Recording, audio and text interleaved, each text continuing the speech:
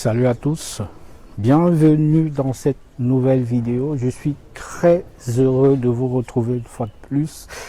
Moi je vais bien par la grâce de Dieu et j'espère que vous aussi. Nous allons parler d'amour comme d'habitude. Cette fois-ci nous allons évoquer deux points fondamentaux qui favorisent la survie d'une relation amoureuse. Oui, vous avez bien entendu, deux points fondamentaux qui favorisent la survie d'une relation amoureuse. Je dois vous laisser en principe avec la transition. Pendant ce temps, moi, je vais essayer de trouver un coin calme, je vais m'asseoir et on va commencer. Allez, place à la transition.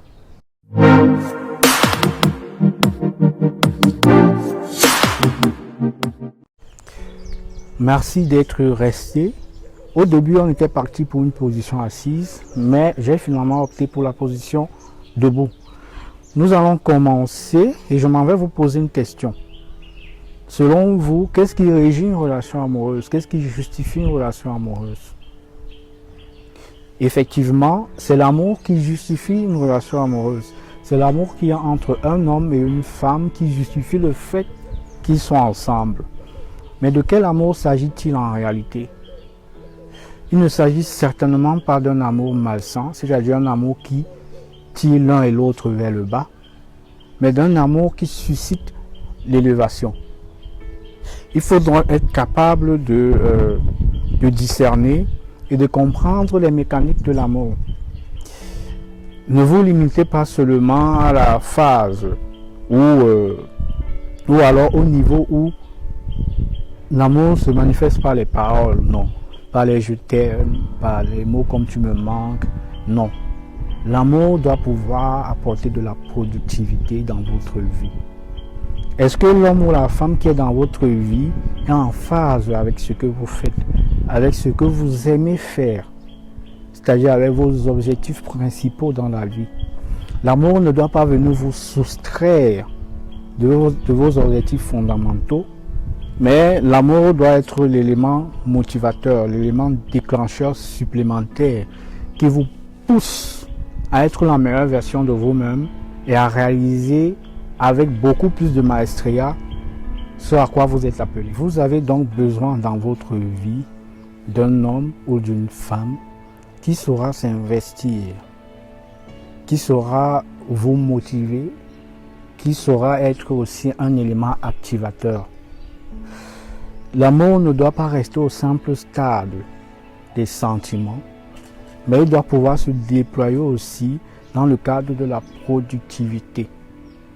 Votre compagnon, votre conjointe, votre partenaire doit être cet élément supplémentaire-là qui vous reconnecte avec vous-même. L'amour ne doit pas tout chambouler dans votre vie, mais l'amour doit vous reconnecter aux choses essentielles. L'amour doit vous montrer davantage la direction. Voilà pourquoi il est important d'être avec des personnes équilibrées, des personnes qui savent prendre en compte l'autre, des personnes qui savent faire des compromis et des personnes qui savent concilier un certain nombre de choses. L'amour se résume aussi sur bien d'autres aspects que je n'évoquerai pas ici, peut-être dans le cadre d'une autre vidéo, mais en ce qui concerne celle-ci, vraiment je voulais insister sur la productivité. Nous allons aborder le deuxième point, un point essentiel, un point crucial, la présence de Dieu dans votre couple.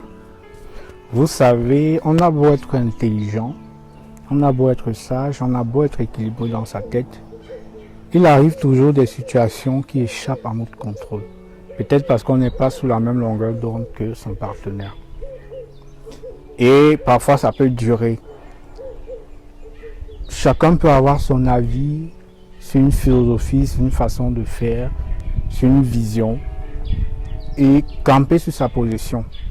Et que les deux positions ne soient pas dans le fond mauvaises. C'est-à-dire quand on analyse l'une ou l'autre, on se rend compte qu'il y a du bon.